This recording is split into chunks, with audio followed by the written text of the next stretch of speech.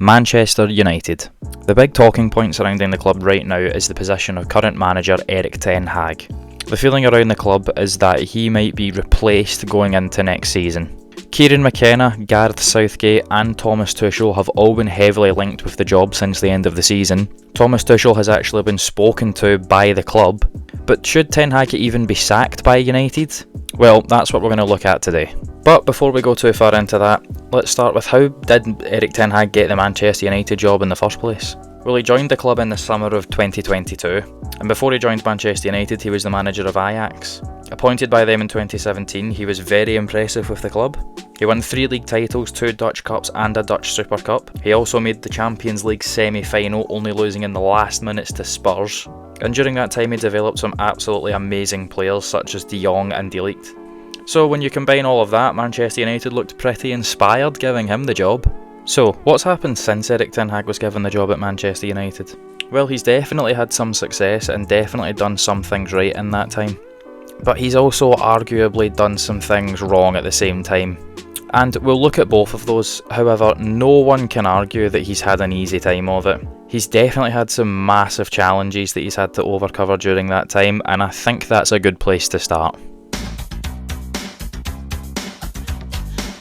Now, I'm obviously not going to mention what happened in the whole Greenwood situation, I'm sure we all know that by now. But before that situation, Greenwood was one of United's star projects, seeing as he came through the academy. Everything that happened with the Greenwood situation took place before Erik Ten Hag was actually appointed as manager of the club.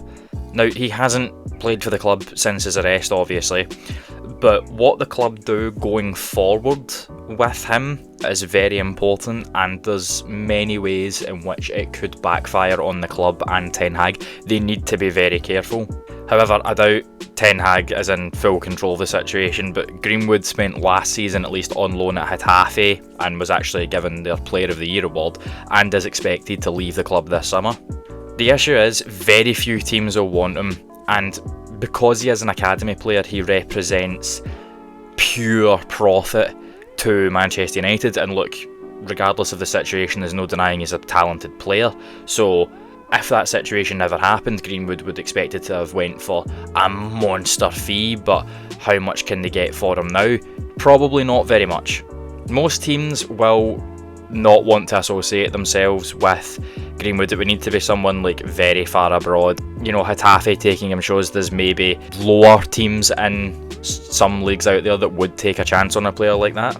However, you would imagine that Greenwood is on quite a high contract, so there is the chance that he could just refuse to leave. You know what? I'm not leaving. This means that United will then either need to spend a lot of money that they don't necessarily have during a big rebuild to pay off his contract. He might end up having to just stay at the club next season and not play any games. He might have to go on loan again. These are all possibilities if they can't find a buyer. Now, all of these things considered, it's a horror situation for United. It's a very hard one for Ten Hag to be in the middle of and have to deal with. Now, when managers' positions become up for debate, it's pretty common for the media, fans, journalists to start linking other managers to the job. That doesn't pose any problems for the current manager. However, in Manchester United's case, they have actually spoken to Thomas Tuchel. Reports are that Tuchel turned down the Manchester United job. It's believed that he wants to take a year out of management, having just left Bayern Munich. However, if you're Ten Hag and you're still employed at the club and you know that the club have been looking at other managers, how does that make you feel? That cannot be a good thing for him in his position.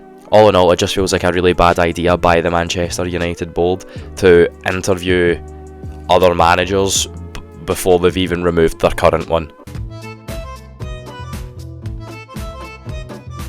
Now, the winger in question is Jadon Sancho. Sancho joined Manchester United for €85 million in July 2021. So how did he become a problem? Well, in a game on the 3rd of September 2023, away at Arsenal, Sancho was left out of the Manchester United squad entirely. United would go on to lose the game 3-1, and to no surprise, the media asked Ten Hag almost immediately why Sancho wasn't involved. Now, Ten Hag basically said this was because he wasn't happy with how Sancho was performing in training. Yeah, fair enough. Some people might say that he shouldn't have mentioned this in the media, but I disagree. I don't see any reason why Ten Hag would just out of nowhere develop some agenda against Sancho, especially after what the club paid for him. So this felt like just a genuine attempt to call him out, to pick his standards up in training and nothing more. Now, this is where it gets a bit stupid on Sancho's part. See, instead of just getting his head down in training and basically just working his way back into the team, he decided to put a post out on Twitter basically saying that Ten Hag was lying. Actually, he'd been training really well and Ten Hag was just using him as a scapegoat. Huge mistake. There's no way to prove one side right or the other, but Ten Hag is the manager, you're just a player. United have also had a horrendous problem with player power since Sir Alex Ferguson left. And Ten Hag is a manager who will not put up with players doing childish shit like this.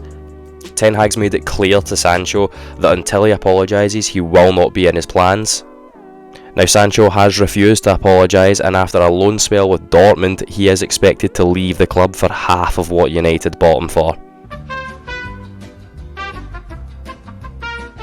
Now, during Ten Hag's time at United, he's overseen the recent acquisition of the club by the Ineos Group. Now, for as much as these are kind of common situations in football, they obviously bring a lot of uncertainty to clubs. New owners usually look to shake things up, and when a club that they've just bought has been performing as poorly as United have been on paper, you can see why so shortly after buying their stake in the club, they've debated with the idea of replacing Ten Hag. It's another extra worry and another cause of uncertainty for him and the players in his squad, which I'm sure doesn't help him in any way. Oh my god, bro. Oh, hell no, man. What the fuck, man? Now, some people will say that this is Ten Hag's fault, seeing as he's the one that signed him. But I disagree. Anthony. He's shown in flashes why Ten Hag signed him. And yeah, sure, Ten Hag needs to take some of the blame for the guy. But I think Anthony needs to take way more blame. Because despite Man United not being in a great position right now, this guy has made an absolute clown of himself during his time in England. So, let's look at some of my favourite examples. Pretending to be a fidget spinner before passing the ball right out the park. Hiring a personal photographer to capture all of his best moments, then scoring one league goal all year. Celebrating in the face of Championship side Coventry City's players after coming on as a substitute whilst 3-0 up, contributing absolutely fuck all, conceding 3 goals and narrowly winning on penalties, whatever the fuck this was, and finally 2 goal involvements in his second season after being bought for over 80 million quid and yet having the ego of Ronaldo.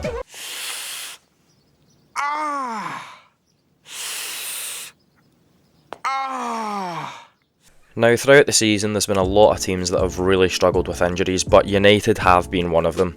United finished this season by having over 60 separate injuries throughout the year. It's been so bad that players like Malacia and Luke Shaw have barely played at all this season, if they have at all. United's ideal centre-back partnership of Varane and Martinez started together in just one of United's last 10 games of the season. For large portions of the season, Casemiro spent time as a makeshift centre-back. I think people forget just how big an effect that can have on a squad and how hard things that can make for a manager. So, let's not take the piss here. Now, Marcus Rashford alongside probably Bruno Fernandes is seen to be one of United's most influential players. And last season he was probably their best player. In the league he scored 17 goals and got 5 assists. A lot was expected of him this season, however he fell really short, only scoring 7 goals and getting just 2 assists in the league. People have said that last season he was just trying to get a new contract. His commitment has been questioned. Some United fans are actually on board with the idea of him being sold in the summer. He would obviously fetch a massive fee, he's an academy player, again, pure profit. All in all, however, for Ten Hag, this is an absolute loss. You're never going to get everyone to agree with what you do, whether you keep him or whether you sell him. The best case scenario is that they would keep him and he would come back to form, however that is looking unlikely right now. Now that we've had a look at the challenges that Ten Hag's had to face, as I mentioned, there are some things that he's had some questions raised over. United were dreadful in their Champions League group. and finished 8th in the league, so there has been some questions on Ten Hag's tactics, and rightly so. Some of his movements in the transfer market are cause for concerns. Antony was never worth the money that United paid for him. I personally believe that Mason Mount was the worst signing of any team across the entire year. And I think we can all agree that Onana hasn't been great, but there probably is a good goalkeeper in him. I don't think it's been as bad as people mention. However, I don't think United had to move on from De Gea that quickly. They could have done another year, another 2 years from De Gea, and then moved on and spent that 50 million elsewhere in the squad. But Ten Hag has also done a lot of things really well. In his first 2 seasons at the club, he's won a League Cup and an FA Cup. His development of some of the young players in the squad has been absolutely amazing. Højlund looks like he's going to be a really good player. Garnacho has been one of the players of the season across the whole league for any team. And Kobe Mainoo is probably the breakout star of the whole season. All in all, I feel like Ten Hag gives a lot of reasons for Man United fans to have confidence within him. I feel like United are going to have to accept that they have a safe pair of hands, and they're going to have to go through a few rough, shitty years whilst they mould their squad, flush out all the bad, and promote the good to get back to a better place. This system of bringing in a new manager, having 1 or 2 successful years, then when things go wrong, just sacking them and starting again, clearly hasn't worked. I mean, they've done this now with Moyes, Van Gaal, Mourinho, Solskjaer, Ragnick. It's not working. The constant moving on from managers, it isn't working. And Ten Hag has shown from his time at Ajax that he knows how to build a team. So my personal opinion is that Ten Hag should not be sacked from Manchester United. I think he's warranted at least another season. I think even if he didn't win the FA Cup, he would warrant at least 1 more season. But that's just my opinion. Everyone is more than entitled to disagree in the comments. But I just want to say another massive thank you to anyone that's made it this far into the video. And I'll see everyone next time.